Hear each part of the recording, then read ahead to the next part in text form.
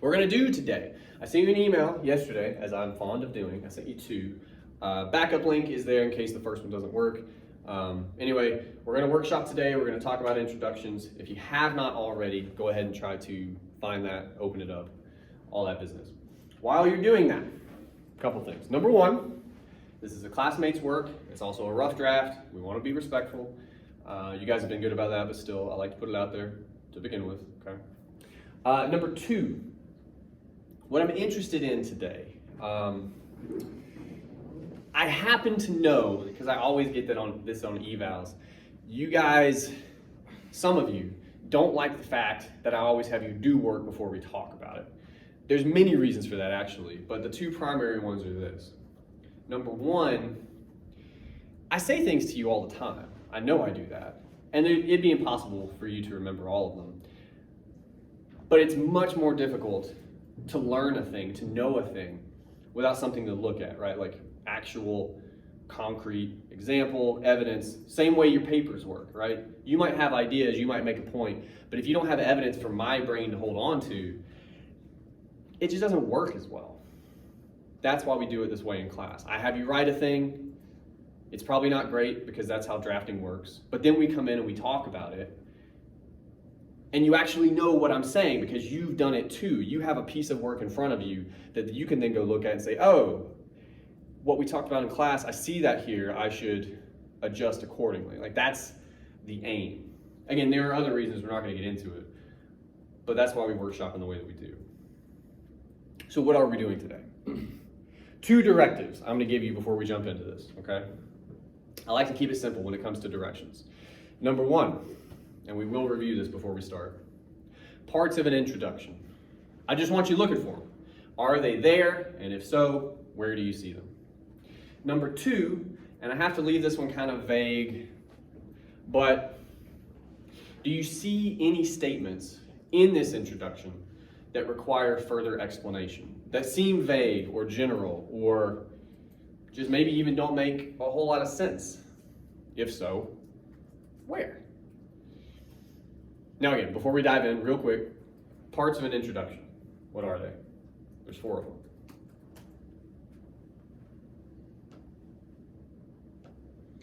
There's our hook. Which is optional, but if you're gonna have it, right at the top, good. Thesis would come usually at the end. That's where, for lack of a better description, you kind of sum up the whole paper. Does not have to be a single sentence. You guys, some of you really feel pressured to do a single sentence. Do not feel that pressure. You do not have to do that, okay? Good. Other 2 parts. The roadmap. Good. Roadmap comes right before the thesis. That's where you can be way more detailed than you could in the thesis because it can be many sentences, I suppose. You break down specific ideas that we're going to see in your paper, maybe how they work together, how they work on their own, what have you. But that leads to your thesis. Good. And then There's the 1-2-sentence summary of the text. you got to introduce the text. Introduce the text. What are we looking at? What are we talking about? We got to do that right from the jump, right? Because then we're going to dive into all those ideas. And if we don't introduce the text first, what are we even talking about? Good. So to recap, parts of an introduction. Do you see them? And if so, where? And then to the best of your ability, any phrases or sentences that require further explanation. They seem vague in one way or another, or they just don't make sense. Anything like that. Take a minute. We're going to talk about it. As always, you can follow along on your own screen if you like. I'm doing it up here too. To begin with, the parts. I'm going to go ahead and say we don't have a hook, right? It's pretty clear. Okay. Hopefully we have the other 3. Those are the ones that we require. Do we introduce the text anywhere? The introduction of the text is like the first couple sentences, like Kurt Vonnegut against Slaughterhouse 5 and Christina Yeah. Jarvis's Vietnamization of World War II speaks on the glorification of war and how it depicts war in an accurate way. So it ends probably there. Is that fair? Yeah. Okay. kind of long. We'll talk about it. So it means the rest needs to be the roadmap and the thesis. The easiest thing to do would be to find the thesis. Do we have one?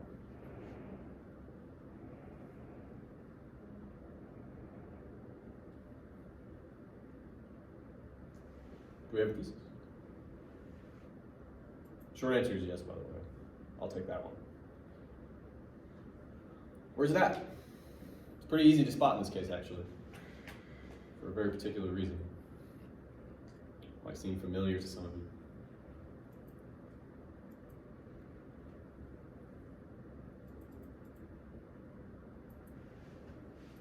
Where would the thesis usually be? After the roadmap? Sure, but also at the end. So, maybe this guy? Yeah. And, That seems more like a roadmap, you know. look, even if you're not sure, this is, and we will talk about this as well, the sample thesis that I give you on the prompt. That I told you way back when. Please don't do that, even though you will. Yeah, a lot of you will do this, but we'll talk about it. All right. So look, again, before we dive into any nuts and bolts stuff, is it perfect? No. But at the rough draft stage, we do have all the parts. We do have them. Some of them need to be shined up and whatnot, but we introduce the text, we have a roadmap, and then, down that way, we got a little bit of a thesis. Great. It's a good place to be. I also asked you, do this first, I will forget otherwise. All right. I also asked you, to the best of your ability, to find any vague phrasings, any places that required further explanation. We will talk about those, but keep it under your hat for just a moment. I first want to talk to you about introducing the text. This is a spectacular example of what I said to you at the start of this, which is namely, I know I say all kinds of things to you. It's kind of the nature of this whole teaching gig. And I know not all of them can stick, okay? But I also know, specifically, I said not to do this last class. I looked you in the eyes and I said, don't do this. But it's much harder to hang on to without something tangible. Not just an example, which is helpful, but something you've written. And now if you've made this mistake, and I haven't looked at everybody's yet, but some of you have, it's gonna stick now. Because in your head you're going, shit. Okay, that's fine. What are we meant to do instead? First of all, I'm gonna just get this out of the way. I'm not gonna delete it though, I cut it, because honestly, I think some of that can be pretty helpful when it comes to our roadmap. We may use, we probably won't do it today, we don't have the time. But if I were this student, some of the phrasings here, some of the ideas, the way they're talking about these texts, belongs in the roadmap, okay? So I'm just putting it down there. For our purposes, we need to actually think about introducing the text in this paper. And I'm going to start with exactly the way I talked to you about it last time, actually. Most of the time, I will say 90 to 95% of the kinds of papers you'll write in a class like this, Vonnegut would be the primary text, right? Mm-hmm. In our next paper, your primary text is Die Hard, which is both fun and real. Like that, it's your primary text in that case. You're making an argument about it. For this paper, Vonnegut is one of your texts, along with Jarvis and your two other sources, right? And they're all of equal importance. Vonnegut may come up more often because he's just longer. He talks about a lot of things, but he doesn't have to. So he's not your text in this case, okay? Your text in this paper is the conversation between all of your sources, what they are talking about, right? That said, the other way I described it last time is what themes are they dealing with? Like, we're going to get into how the themes work and what these different people think about them here. But before we do that, same as any paper, we got to lay out what it is they're discussing. So if it helps, and it may, you can go back and skim the roadmap real quick. You can go back and skim, it's down here now, but what was their introduction to the text? What themes are they interested in? That seems pretty apparent, actually. Go ahead. I think this one's here paragraph. I feel like they're talking about how war with movies, on like how they captured it, on how media is taking it at how the war how it looks good and all, how it looks safe. Well, so let's start the way, can't talk and type. The way war is depicted. Right from the jump, that's what we're talking about. All these sources. They may have differing opinions or perspectives, what have you, but at this stage, we're just interested in, again, laying out what it is they're going to be talking about. The way war is depicted. Let's define that a little bit. How is it depicted?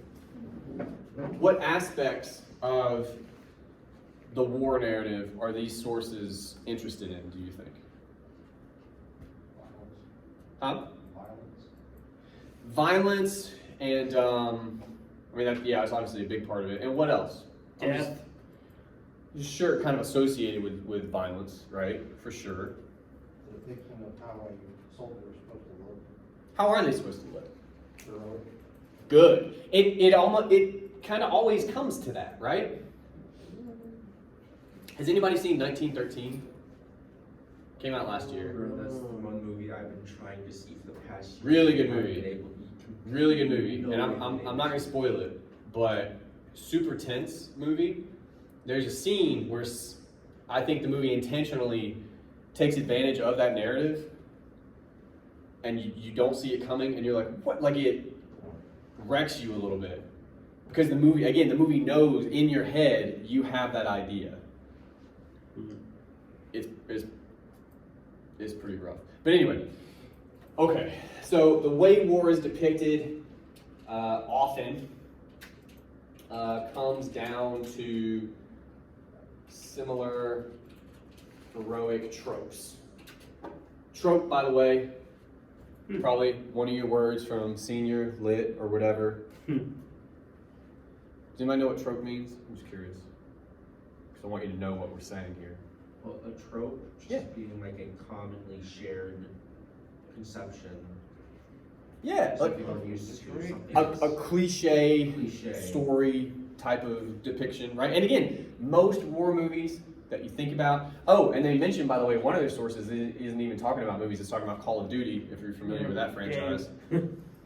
But yeah, it's the same kind of thing, generally speaking, right? Like it's the same depiction over and over and over again.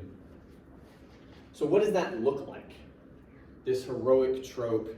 We need to describe that in our introduction to the text, because that, again, seems to be what they're focusing on. What does it look like, the hero, soldier figure?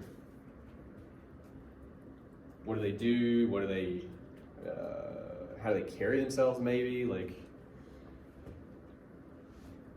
what do you think? How do these movies work? Or how do these games work? Do what? And winning. They usually, right? They usually win. It's pretty important, okay? Oh, yeah. Usually the hero or basically the team wins. All right, they can't lose. Good. Anything else? There's all kinds of stuff. Whenever you say something like this, usually you want to define it a little bit better, right? So just real quick in a sentence, I'm trying to think if we could do that. Winning is pretty big, most of the time. Anything else? And again, I say war movies. You guys aren't as used to those because they're not as in vogue right now. If you've ever seen an Avenger movie, you've seen a war movie. We're fighting aliens now and we have powers. Like, it's the same thing. Those are war movies. There will be some losses. That's one thing. But importantly, not the hero, right? There's plot Right. armor. Huh? There's plot armor. Plot armor? Yeah. Oh What on yeah. earth does that mean? That basically means like basically means like there's a sort of like armor around certain characters that basically make it so that The main even though they characters should be can't dead, in die. a lot of situations they just aren't because the plot wouldn't be able to proceed without it. Okay, well, we can make that. There are heroes who cannot lose.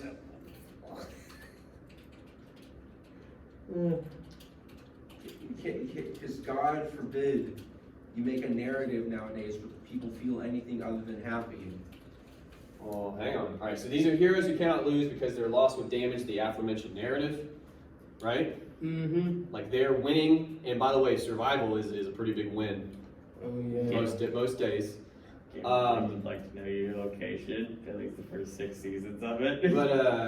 But yeah, so to go against that would somehow damage this heroic trope. That could be enough.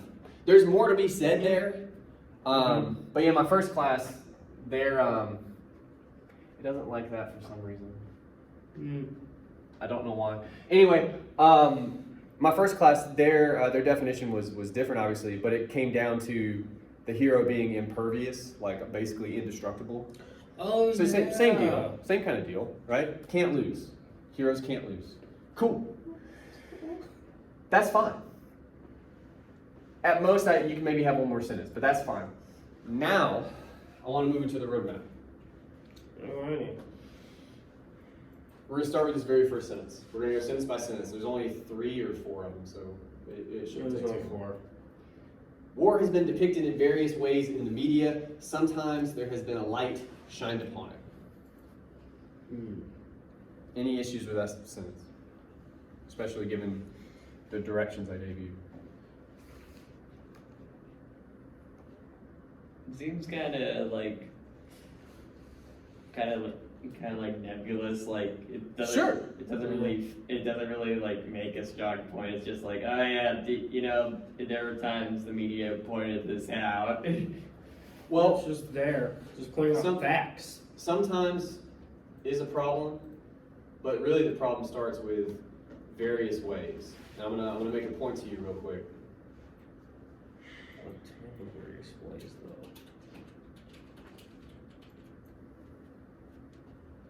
Both of those statements are true.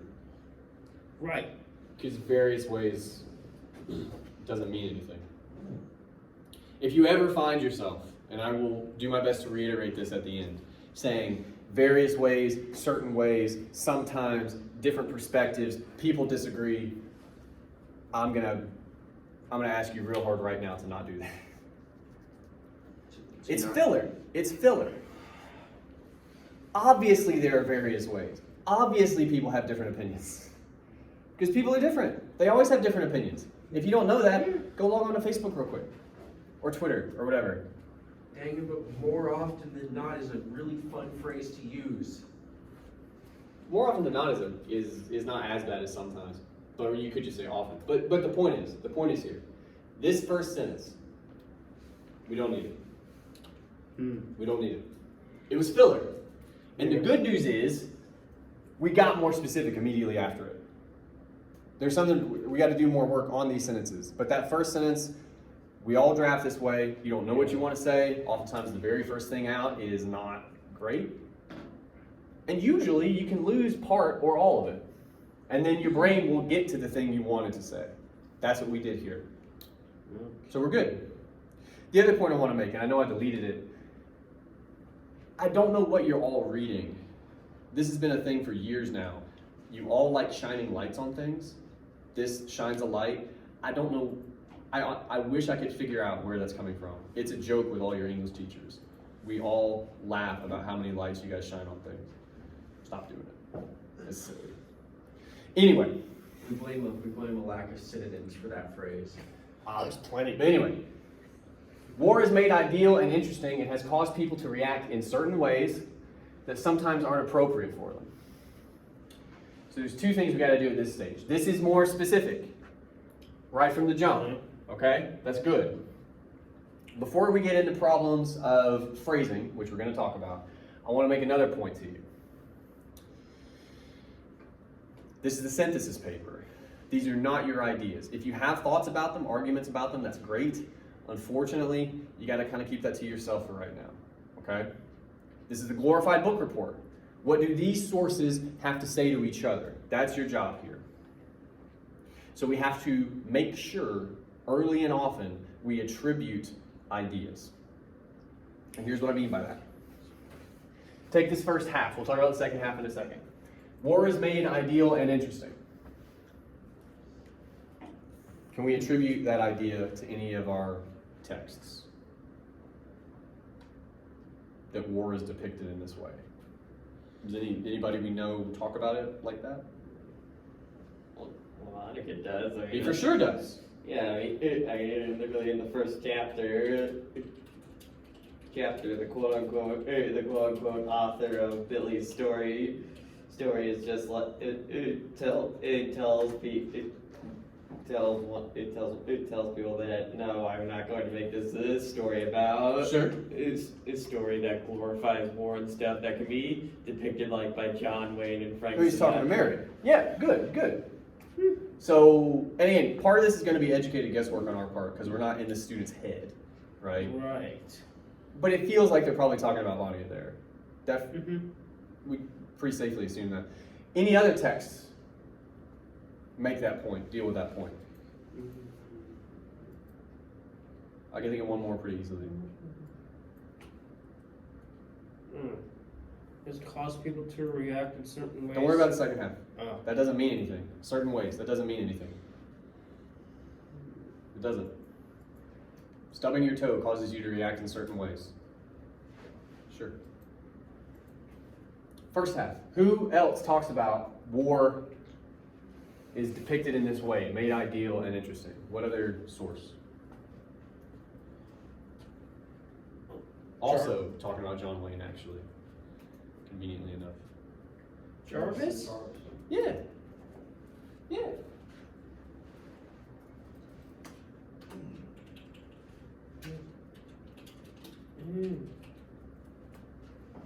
We've attributed the idea now. And, double trouble, we've actually performed a bit of synthesis. We're saying both these people make this point. Synthesis. Excellent. They make the point war is made ideal and interesting. And we got to fix the second half now.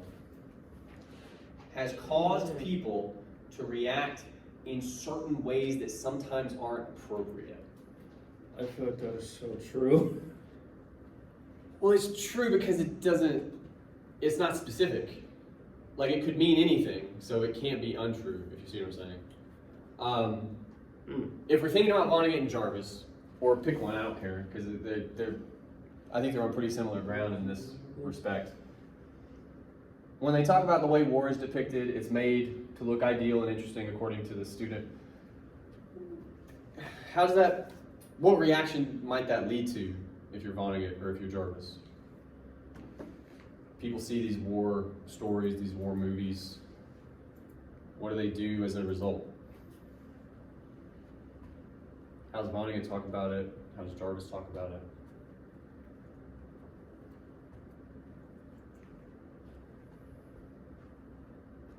Okay, we'll slow down for a second. Do we see anywhere in Vonnegut or Jarvis? Can you guys think of any moments where we talk about this kind of ideal depiction of war? Sure. The characters in the movie. Which one? Which one? John Wayne, Sansa, Jim. Oh, okay. Oh, so Jarvis. Yeah. Do you remember how the people, she gives us a little story, do you remember how the people react to that movie? Well, they come out and they're pumped up, but now you've got Marine recruiters outside. And now they're gonna go sign up. they just walk over. Yeah. So it's all propaganda by the US military. It kind of, well, I mean Hollywood, but yes. It's by both. Sure, I'm not disputing that. So it's made ideal and interesting and has caused people to even react is fine. But now we got to figure out, in this particular case, you got young men, 18, really, right? Walking out of the theater and going, oh, awesome. I'm going to sign up to do that. What's the problem there with them walking out of the movies and signing up? Yeah. Oh, It's because they don't see what war actually really is. Okay. Just like in the book in Vonnegut, Billy's wife was talking to her about how her kids, if they were to see this in the movie theaters and stuff, she doesn't want them to think that war is pretty cool and then just go into the military and think, oh, this is going to be great. I'm just going to be the greatest hero of all time. But in reality, You're thinking of Mary, it's but yes, not. yes, yeah. Mary makes that point to the narrator. Yep. Later on, we talked about Weary with his true war story, right, and how silly that was. But it seems founded upon these same tropes, right? He's the hero in his own mind. Weary is, Right. and we kind of see what that leads to. Okay, so these guys make the point that it's ideal and interesting, has caused people to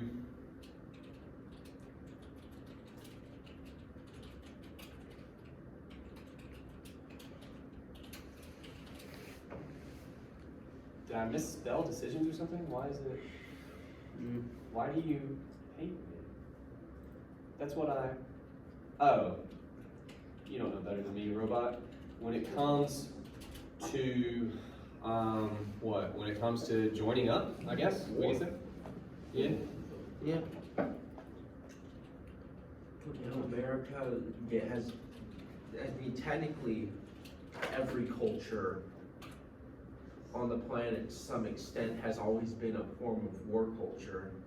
For sure, for sure. Well, I think they kind of, and we can't do much with that Yeah. because I think they kind of talk about that with Japan and China, but we don't know that text. But anyway, all right, so let's, eyes on the prize here. This first sentence is much more specific. We've attributed our ideas, first of all, even performing a little bit of synthesis. And that, I don't remember it verbatim now, but it causes people to react in certain ways, they said. Again, that was filler. I think this is probably what they meant. Some form of this. Much more specific. Okay? Second sentence. Right. Additionally, there have been some aspects of war that have been hidden from the public so that there is no greater harm done. Immediately, what's our first issue in this sentence? There's a problem with phrasing. I don't think we really need the additionally. I mean, that's transitional, it's fine. No, but what's the problem phrase in this sentence? Doesn't really mean anything.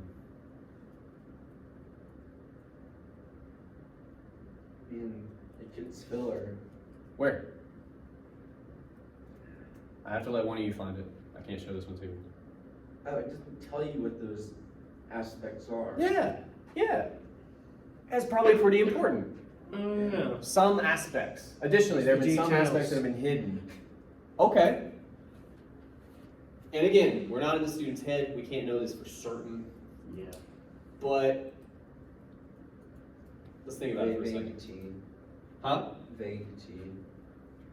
Vague T? Yeah, vague. No, for sure. What do you think they might be talking about? Dresden. Check from the public. You know, the narrator tells you several times. Yeah. Well, it's weird too. It always strikes me as odd that it apparently was classified in the way that it was, because like we knew so much more about Hiroshima and Nagasaki so much earlier. Yeah. It's weird. Like those are, if you're gonna classify it or keep it, like you think you try to keep all of it under wraps. Like it's weird. I mean, Right. I think it could be said that coming through the end of World War II, seeing kind of soldiers the Japanese were, how they fought and how the civilians reacted to American presence, it could kind of be said that the Pacific Campaign was much less Civil? civil. In some ways, They perhaps. Something that can't be glorified as much, even though that was the part, even though. Add on to that, you gotta remember how we got to go to war was when they bombed Pearl Harbor, yeah, there was a very real middle That was finger pretty kind of, much like yeah. social media today, they were putting that out on the media, and letting you know, hey, we're doing, this is what we did. That's We true. bombed them because of this reason right here. That's true, that's true. To bolster American, And it's harder to point at like Pearl Harbor and say, well, so Dresden, you're like, wait, what? Back to what Dalton said, he's right, because it was going to the end of the war, that was probably not needing to be done, and there was way too many civilians and innocent lives that were taken because of that. And they didn't want that aspect to get out. I mean, what At was the that? end, according to the beginning of it. All right, I gotta call timeout real quick. That's a really interesting aspect, right? Some aspects. We don't know what the student means. We don't. Right. It could mean damn near anything. One thing it could mean, if we're thinking about Vonnegut, this was a civilian. Nagasaki and Hiroshima were as well, largely. But this is a civilian death toll for the most part, right? And yeah, that doesn't seem like something that we talk about very often. It damn sure doesn't come up in the movies super often. The Right. Western Front's definitely one of those things that's like part of World War II that's much more obscured than the Pacific Campaign. I think simply just due to the fact that we had one less of a hand in it, but two because they wanted to save that part. They wanted to glorify it. D-Day, as tragic as it is, makes a really good movie, according to the war culture. Pick the roots. What did I do? I hit the wrong.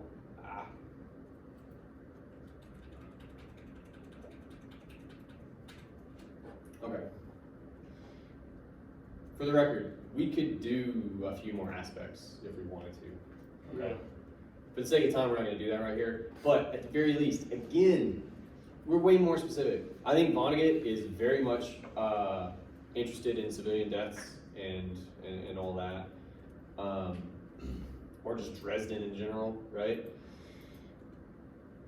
And he makes the point, it was hidden from the public. What on earth does this mean? Again, if you're Vonnegut or you're Jarvis, Greater harm done. harm to what? We're saying somehow Yeah. if this knowledge were more widely known or widely discussed, there'd be some kind of deleterious effect. That just means bad, Right. basically. Hmm. What do you think that might be? I'm honestly. Outcry against the American military. Do I know? It'd be public outcry against the American military. We The would, government, and that, you know. yeah, we would see that stuff differently, right? We see what we saw with Vietnam happen much earlier. Which is whose point, by the way? Jarvis Sandlot. Good. Well, Jarvis says that's what Vonnegut is doing, right? And I think she's probably right because he brings up Vietnam a lot, actually. Yeah. Yeah. Yeah. Can we get a little more specific? Like, what does Vonnegut and or Jarvis, I can't think of a good way to phrase this. What do they think it would do, maybe, if we saw more of the World War II stuff more accurately? What does Vonnegut or Jarvis maybe think would happen? Because I think that's the harm they're talking about. If we knew more about civilian deaths, or you say Dresden may not have even been necessary, right? Which there's debate about that, to be clear. Maybe But- necessary, but not bombing. You know, Perhaps maybe foot soldiers. but not- Yeah. But not going in and bombing the whole town. Yeah, well, it feels egregious. It feels Wouldn't, Dark. for sure. you know, war would have gotten as much support as it would have needed. Why do we think that is? I'm asking. I think the texts say this, but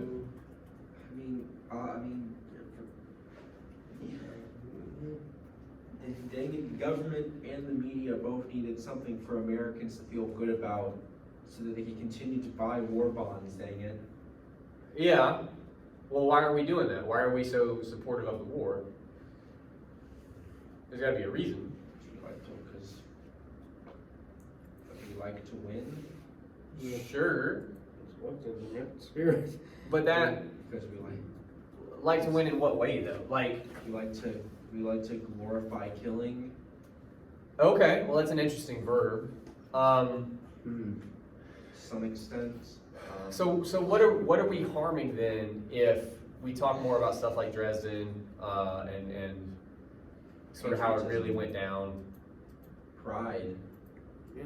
American pride, American. Masculinity. That feels out of left field at this point. I mean, that could be attached in a way, but I don't think we're talking about that right now. I mean, it could absolutely come into play, but it's not here at the moment. No, for real though. Like, I mean, according to these texts, what are we doing when we go and buy war bonds? Like, because I'll be honest with you, bombing the shit out of Dresden helps us win. Like, if that's all we're interested in, then that would seem like. listen, Americans don't just want to win. We want to feel good about it. Okay, good. I agree We with that. want to, like every war, like even look at World War II. It started out, we didn't even want to join until Pearl Harbor happened. Yeah, There was a large amount of apprehension yeah, to the war. yeah. Well, we were separate. And we'd been through World War I pretty recently. So once we had finally gotten in, it's like, all right, you got the big general sitting with the big media guy, and he's like, all right, let's give these folks something they can feel proud of. Okay, well, you mentioned the media guy, which is interesting. So again, if a more accurate telling sort of comes out, then what are we actually working against? What gets harmed is the verb they use. What are we kind of tearing down if we do that?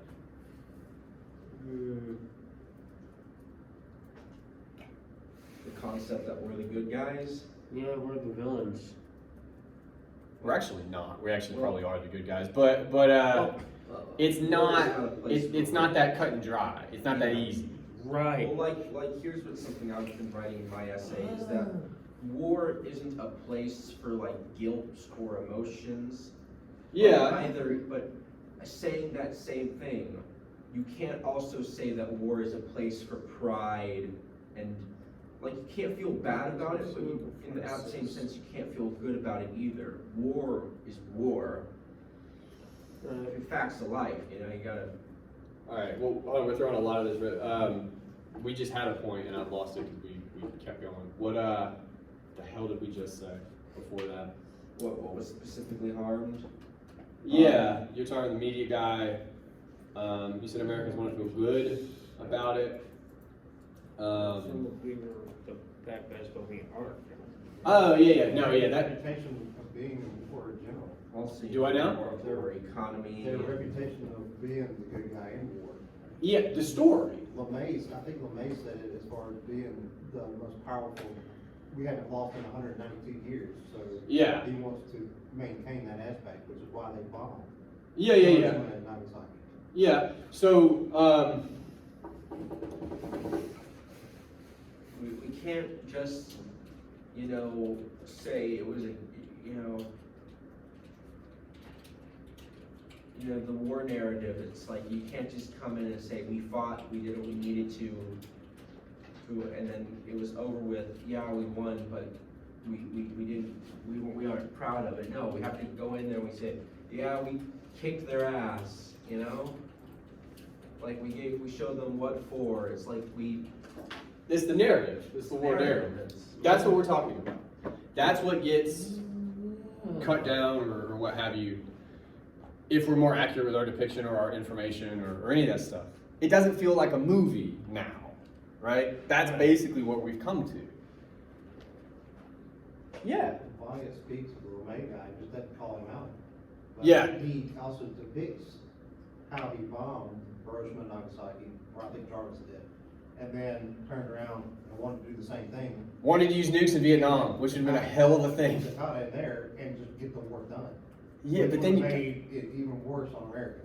Yeah, well too, it's like, man, you can't just go around nuking everybody. Well, I really do, and this is something I'm putting in my paper, is it's really a progression of the American war narrative, where it goes from full pride and it really goes in direct comparison with the war narrative, our preconceptions about what makes an American soldier, and like how it progressed. You know, World War I, you have our doughboys, they're coming over, they're in their uniforms, and there's still just a squidge of that, like, honor, proud, you know, gentleman soldier a little bit, even though, of course, following World War I, we had the silent generation. Well, I mean, I think, and we gotta put a button in this Talked because about it. we gotta kind of move through the rest of this, but And then World War I, it's just from that gentleman soldier completely into this, you know, rough and tumble, gets his hands dirty, yeah, mild undertones of psychopathy, American fighting man, and then it just goes into complete, and that persists through Korean War, and then it just goes into complete, are we men or are we monsters in Vietnam? there's a lot, but again, I would even say it's not quite that simple. There's even I mean, No, it's much more complex than piece that, of shit but that's movie not that very- came out when I was your age, Pearl Harbor, with Josh Hartnett and a bunch of other people that call themselves actors. There's still plenty. That narrative still exists. It still absolutely exists. Is it as popular? No. No, But people it's still, yeah, that's. another it's still thing plenty that is strong. That many people still do consider World War II. Yeah. You know, it's like what Jarvis says, you know, Vietnam's the bad war. Yeah. So thusly we nostalgize. There's not a word that exists for that, but you're kind of trying to say nostalgicize or something. Looking Yeah, like at it you through put rose tinted World War II glasses. We view it reverentially would be maybe a better way. Referentially, But yeah. I mean, for sure, that's going on. Okay, where were we? Oh, all right. Last but not least, and by the way, I just want to say too, now that we're getting more specific, we could get more specific still. We could talk more about these ideas. This is just all we have in this draft. Okay. Last sentence. However, there are times in war when relationships and bonds are created that can lead to greater impacts on a person's life. I assume they're talking about one of the other sources. I think probably Hatch. I think. We don't have those, all right? So we are hardcore in kind of educated guesswork land here. But we could try.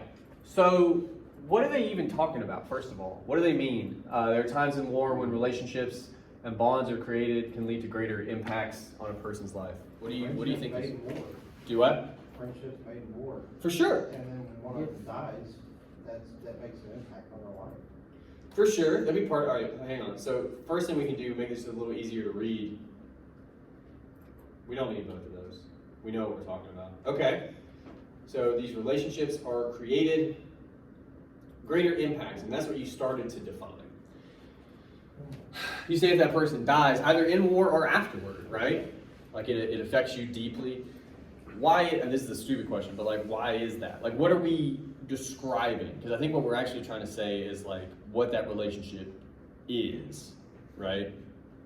One of the things that I've used in my, one of the sources I use, Mm-hmm. that a lot of the things in World War II and they're describing is the innocence that is lost going in, Mm-hmm. and the prematurity that you gain during war.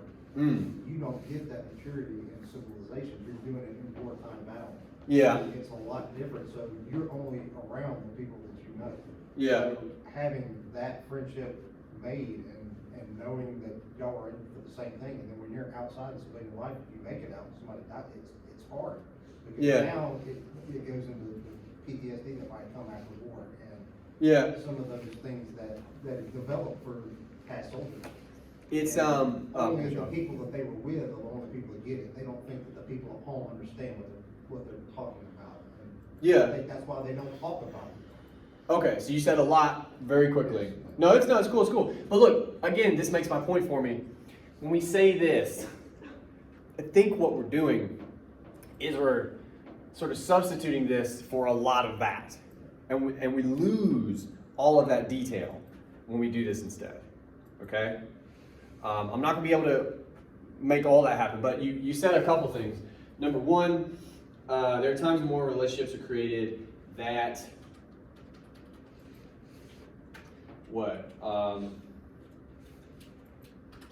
are meaningful in ways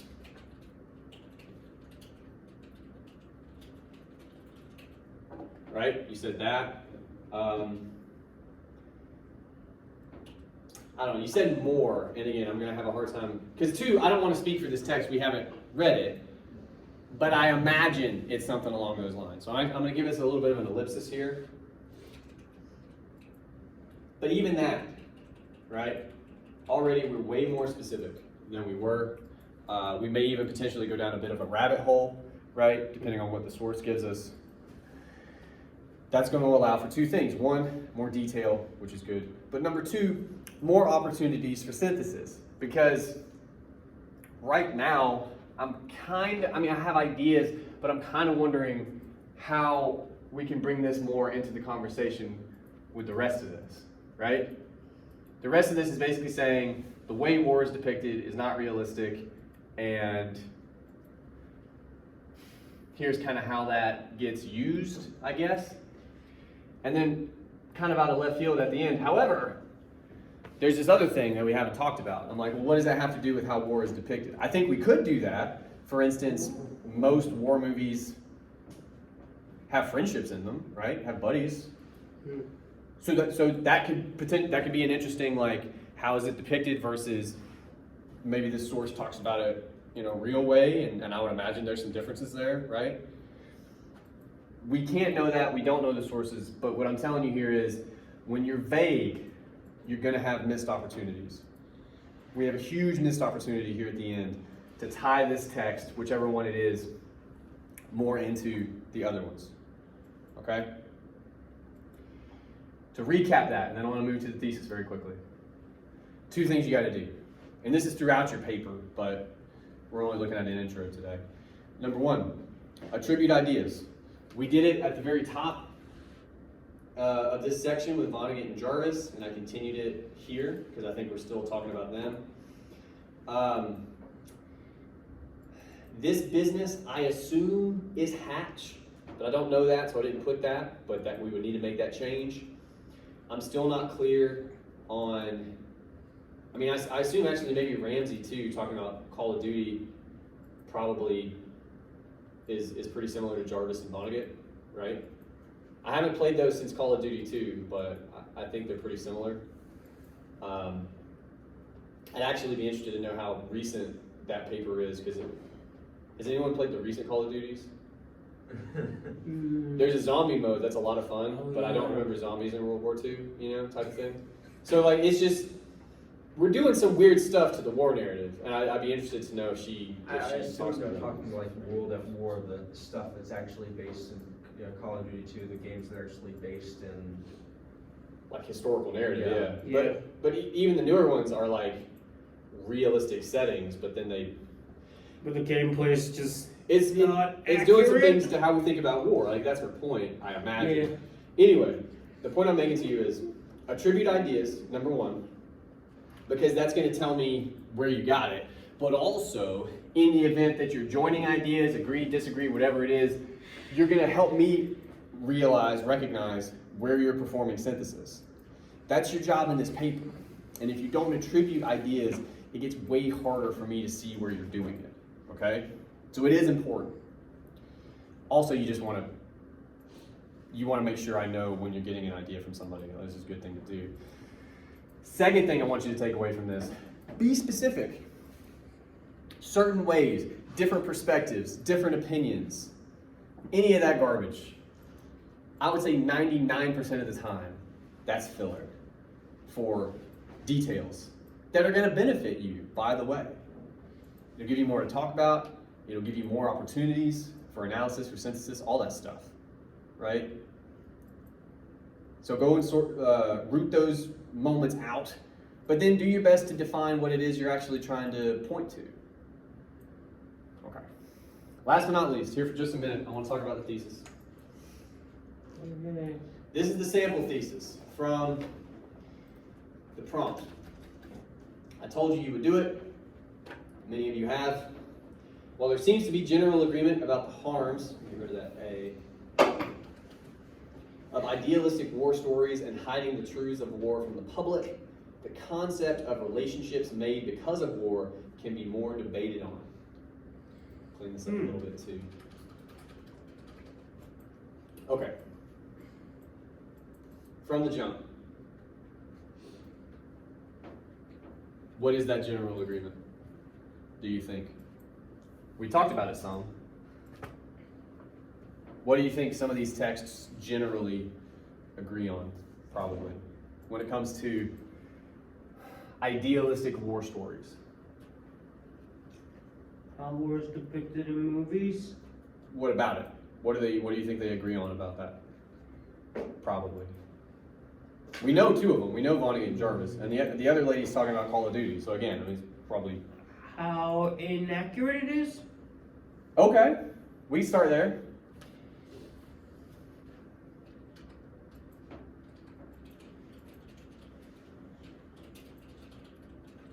Maybe how depicting it in these formats of heroism really actually more discredits the actual events that happened. Hang on.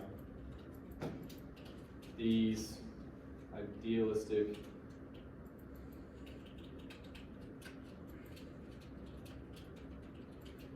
I didn't do that correctly, did I? I did. Maybe. Anyway, fuck, it'll fix it in a second. These texts, to a large degree, these war stories are both inaccurate and what was the point you made, Dalton? That, you know, depicting them in these ways of heroes and really honestly kind of discredits the sacrifices that were made. I can see Vonnegut. I can see you finding evidence in Vonnegut for that for sure. Jarvis, I'm not so sure, but Vonnegut probably would have something in Slaughterhouse 5 about how it's, by not telling the real story, you're kind of like pissing on their graves a little bit in a way, right? It's kind of the idea you're after. Maybe, okay. So these ideas of war stories are both inaccurate and we're going to go with harmful to kind of get to your idea, but also, I really wish Google would just fix that. Are both inaccurate and harmful because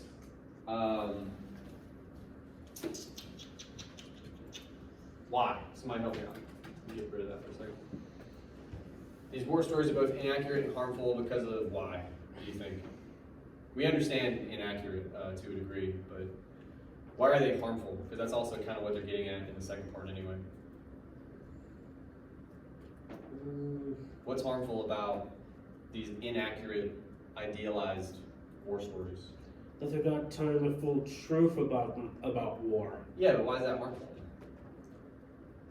Because there's more to it than meets the eye. We're talking about Transformers now?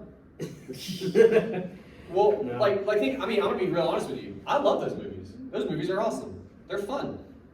They're fun. They are. But Vonnegut, for sure, I think Jarvis would agree, they're harmful for some reason.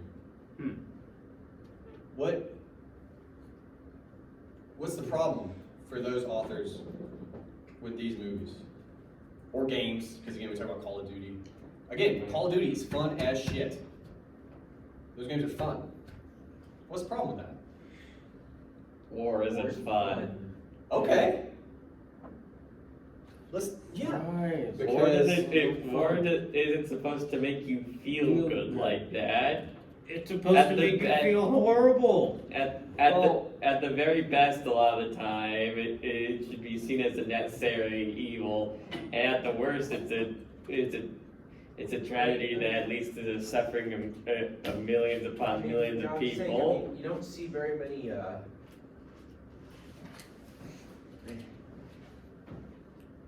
Vietnam, like, okay, maybe Black Ops 1 was Vietnam, but like even in that game, they didn't over glorify Vietnam as if it was something that okay, yeah, they did. Either way, like, but you see a lot more World War II games than you do Vietnam games. Yeah. Well, again, I think that goes back to Jarvis's point about good war, bad war. It's harder to do a bad war game, right? You see it with. It's not to do a good bad war game, but Black do Ops 1, and then I guess. Well, no, recently there's been some, but then you gotta wonder Crisis too, 1, 2, how accurate the depiction is of those, right? Cold War? Huh? I was just saying I think they have their newest game, Call of Duty or Black Ops Cold War or something. One of it. Well, they've gone to the point now, and I don't want to go down this rabbit hole because we're going to lose a lot of people in this room. But the Battlefield series, even, I think Call of Duty did as well, have now gone to like the nearish future. Oh, yeah, I Yeah. forgot about Battlefield. Dude, you go to the future, you can make everything up. You do whatever you want. Same thing if you go to space. We're fighting aliens. We'll just, you know. Dang. Hey, the Halo series, the elites, those guys, Oh yeah. those are just Middle Eastern cultures. Everybody That's all that just is. everybody just seen games in the future. It's like, man, Yeah. can't believe they made the entire major soldiering force have severe ADHD. All right, but anyway. All right, so look, all we did was solve for the general agreement in the first half of the thesis. We haven't even dealt with the second part yet. But already, way more specific, and some of you worry about this, way longer. Which is fine in this case, because it's details, okay? Second part, again, it's harder because we don't have that text. They are very interested. The relationships made because of war can be more debated on. We're not really going to know what that debate looks like. We can guess. The first part, I think we have it pretty squared, which is these relationships, they're more meaningful than civilians can understand because we weren't in it, right? We weren't there. And we maybe even don't have a way to conceptualize of that, you know? There are other people who've written about like relationships formed in crisis, like if you survive some natural disaster with a couple people, like you feel bonded in a way that like, again, people that haven't experienced that just can't know, right? So there's that. What might, I'm asking, what might the debate look like? Like, again, I assume this is like Hatch or somebody that we haven't read. So can we think about Vonnegut maybe? Would Vonnegut have an opinion on this kind of a relationship, you think? Because I think it comes up in the book. He doesn't talk about it super explicitly, but like, I'll put it this way. The narrator is not Vonnegut, but is Vonnegut adjacent, right? So, Yeah. you know. The narrator has war buddies. He talks about them. What do they, what's their relationship like, I guess? It's like a mutually respected gallows humor between them all. You're thinking about when they're in war. And after, I mean, they're still, the old veterans still laughing at the fact of how many times they almost died. I mean, They laugh a lot together? The narrator and his friends? saying in real life, more or less, because I've got veterans in my family. Well, yeah, I'm trying to think about the book. Like, how many? I mean it. Like, it comes up in the first chapter, especially. What's the narrator's relationship like with his war buddies? He does talk to them. How does he talk to them? It's very, it's respectful but neutral. No. I mean literally. Like, does anybody remember how he gets in touch with his friends? He gets drunk, He gets drunk. he goes on the phone. Oh yeah. He calls up the operator, which some of you may not even know what that is, but he calls up the operator, who was a person who worked at the phone company, and he asks to be connected to such and such a person in such and such a place. Oh yeah, that's right. What does that tell us though? What does he not have right from the jump? He doesn't have something to get in touch with these people. He doesn't have frequent communication because He doesn't have their phone number. Because he says too, he'll ask the operator, and she'll say, "Oh, I can't get that person. I can't find that person." Blah blah blah. He his relationship with his war buddies isn't awesome. Even O'Hare, when he goes to see him, I think it's pretty clear they haven't spoken in quite some time. When they meet to talk to each other, their conversation, I wouldn't describe that as awesome either, right? They don't have a lot to, if you're O'Hare, to talk about, Yeah. right? Why is that in that scene?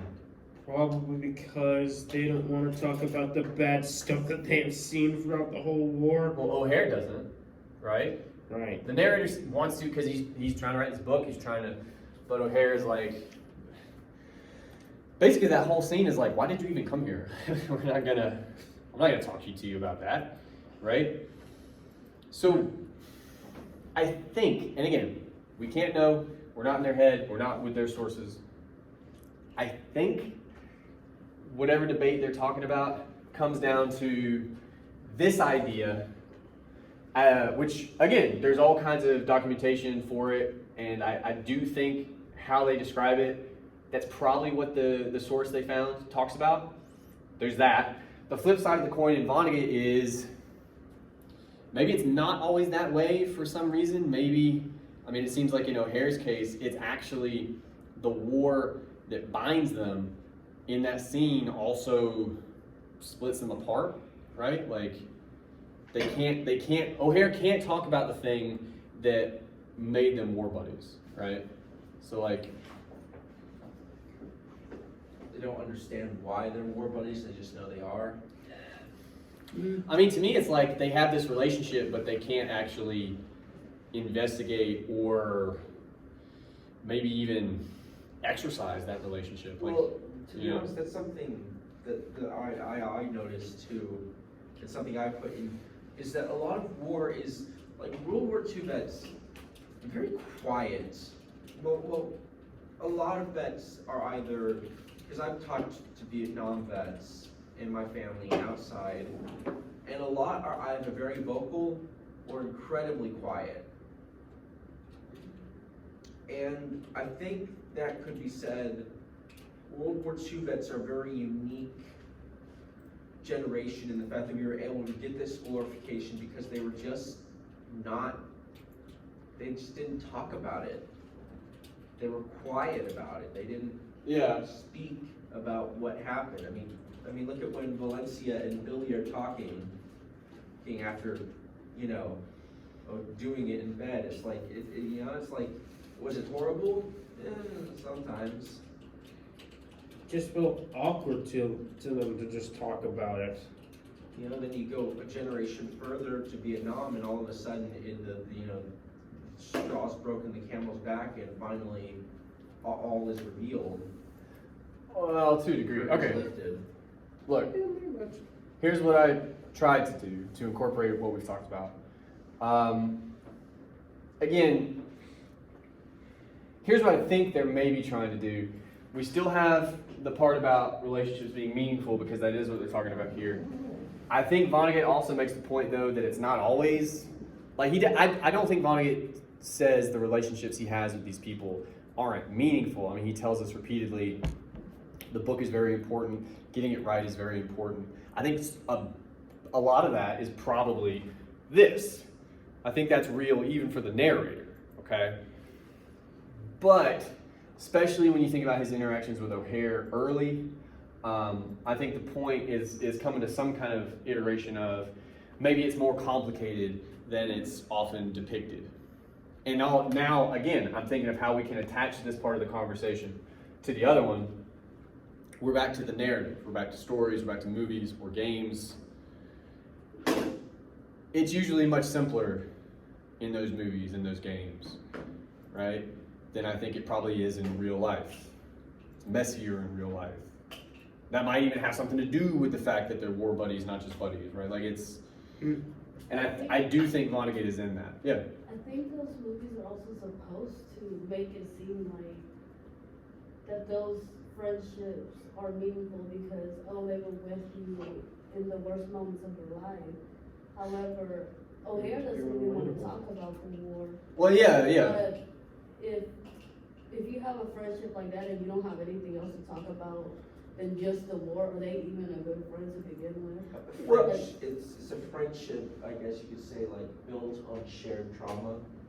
Yeah, but it's Clearly O'Hara wants to move on from that trauma. well, that's kind of that in a way that could be part of the point I think Vonnegue's trying to make, which I don't think he would say is not a real friendship. Again, I think weirdly we could say maybe the movies get part of that right. Is like it is a legit friendship and it's really tight in ways that we can't understand. Like that's interesting that maybe even the war narrative gets that part right. But the part the movies skip over, the part the story skips over, is this kind of earned undercurrent of, you know, shared trauma is what you guys said. There's probably other ways to put it. But yeah, like again, to bring it all back full circle, and then we're gonna stop. We're pretty much out of time. It reminds me of when Billy's in the zoo and he asks about war to the Tralfamadorian, Oh yeah. and they're just like, "Don't look at that. Yeah. Look at the nice Oh stuff. my God. Look at the nice stuff." Right? Well, you can look at the war friendships in the story, but only the nice parts. You can't look at the messier stuff. You can't. That's not going to be something we deal with. Mm. And for Vonnegut, I don't remember if it's in Jarvis or not, but for Vonnegut at least, I think it's important to him that we see that too. O'Hare wanting to move on and whatnot, right? And that's kind of what I think when they say there's a debate, I think that's what they mean. We can't know. Last but not least, just like we did in the roadmap, we got more specific. Sure, there's general agreement. About what? What does that look like? Maybe there's debate. What does the debate look like? Tell me in the roadmap first, as best you can. You can still do it in the thesis too. That's not super long. You know, it's 2 sentences. It's fine. You can do that. That's how the intros work. And again, the roadmap, the kinds of synthesis we were starting to perform, you want to reflect that in the body of your paper. That's what we're trying to do for this assignment. Do you guys have any questions for me before I give you your marching orders, part of the plan? Okay. I just want to remind you, next time, we have a rough draft due on Turn It In. I would, attack your introductions in the same way we did this today. Keep working on the body of your paper. Bear in mind, as that body develops, it's going to need to be reflected in your roadmap. Okay? Yes. So our papers that we turned in with the intro and new body paragraph, we're gonna turn that into our rough draft. The idea is we wrote one body paragraph last week, intro and another body paragraph today. Those are probably super rough. You need to work on those more. But after that, you should be well on your way to a rough draft, right? Like that's gonna at least put you, I would think, near the bottom of the second page, thereabouts, with that much written. But yeah, that's due Wednesday. I also want to remind you, Die Hard. That is our text for the last paper. You got to be able to watch it this weekend, some kind of a way. A student told me after my first class, apparently it's on Hulu. If you don't have access to that, apparently it's also on Peacock, which I do know is free. I assume that means there's commercials involved, but if it's not paying money for something, but yeah, you got to be able to watch Die Hard for next Monday's class. I just want that on your radar again. Got it. All right, I'll see you guys on Wednesday. Thank you.